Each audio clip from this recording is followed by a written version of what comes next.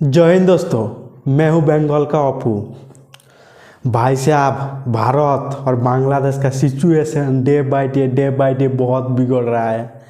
बांग्लादेश का कट्टरपंथी जिहादी अब टारगेट लिया है, पता है किसको मारने का? हमारा देश का प्रधानमंत्री नरेंद्र मोदी को मारने का। ये मुंबई क्या पुलिस का रिपोर्ट बोल रहा है, मैं नहीं बोल रहा हूँ। और ये कोई क्या बोलूँ कि जैसे तैसे इशू नहीं है, हमारे देश का प्रधानमंत्री को मारने का इशू ये हल्के में नहीं लिया जा सकता है।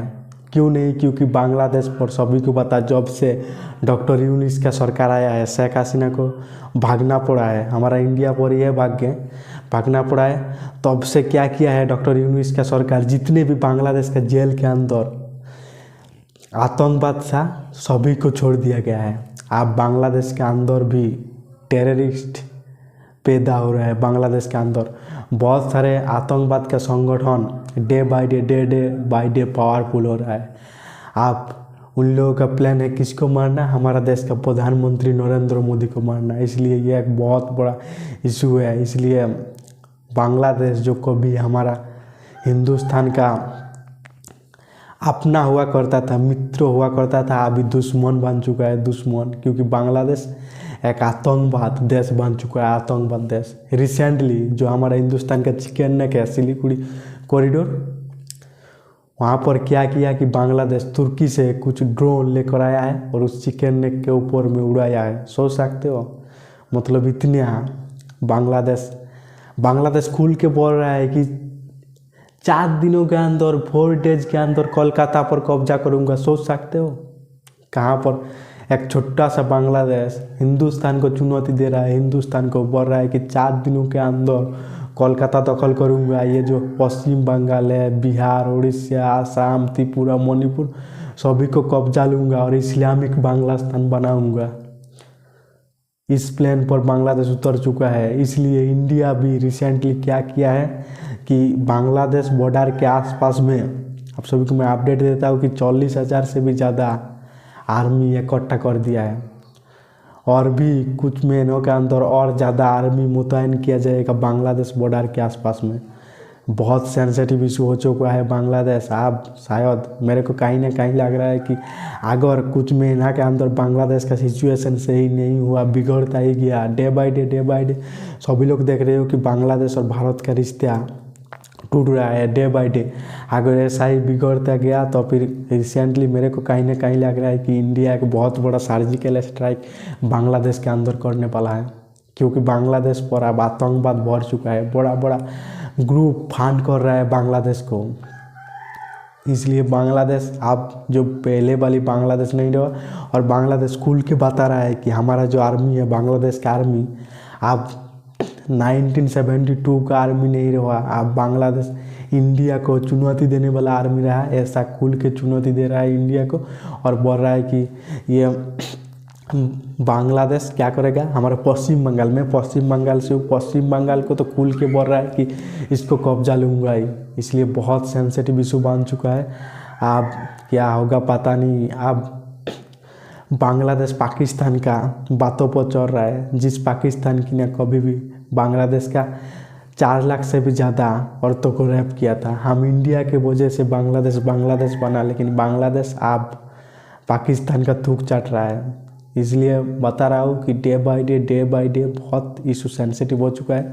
मैंने पहले ही बोला कि जो चिकन नेक है, सिलीगुड़ी कॉरिडोर, हमारे बंगाल पर भूटान और बांग्लादेश सिर्फ 18 किलोमीटर का गैप है। कभी भी बोल रहा है इसको मैं कब्जा लूँगा। बांग्लादेश खुल के बोल रहा है कि चीना की मदद से इस चिकन नेक को कब्जा लूँगा। जो 7 सिस्टर है, आसाम, त्रिपुरा, मणिपुर, मिजोरम, जो उधर का 7 सिस्टर मतलब 7 राज्य है, उसको कब्जा लूँगा 7 सिस्टर। इसलिए रिसेंटली क्या किया कि चिकन नेक पर ड्रोन उड़ाया और इंडिया क्या किया कि इंडिया पाल्टा जो राफाल है उसको उड़ा दिया, राफाल।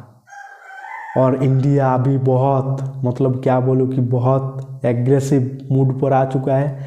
रिसेंटली कुछ घुसपैठी मैं बता रहा हूँ कि घुसने का कोशिश किया इंडिया के अंदर एक घुसपैठियों को शूट कर दिया गया। ऐसा हिस्ट्री पर कभी भी इंडिया ऐसा नहीं किया कि बांग्लादेशियों के ऊपर गोली चलाया, लेकिन रिसेंटली शूट किया। इसलिए इंडिया भी बहुत एग्रेसिव हो चुका है और चुनौती खुल के मोदी को दे रहा है, मोदी को मारने का प्लान कर रहा है। इसलिए मैटर और ज़्यादा मतलब सेंसिटिव है। इसलिए इंडिया अब तुरंत कुछ ना कुछ करने वाला है, एक्शन लेने ही वाला है। अगर क्योंकि अभी क्या है कि अमेरिका का प्रेसिडेंट कौन है? जो बाइडेन, और सभी को पता है कि जो बाइडेन एक हिंदू विरोधी सरकार है। इसलिए इस और एक महीना के अंदर बांग्लादेश पर बहुत कुछ होने वाला है। इसलिए इंडिया अगर बहुत कुछ अभी सह रहा है, लेकिन कितने दिन ये सह पाएगा और बात है। इंडिया छोड़ने वाला में से नहीं है। मेरे को कहीं ना कहीं लग रहा है कि मैटर और बिगड़ा तो इंडिया तुरंत बांग्लादेश के अंदर सर्जिकल स्ट्राइक करेगा। ये कहीं ना कहीं लग रहा है, क्योंकि मैटर अब बहुत बिगड़ चुका है।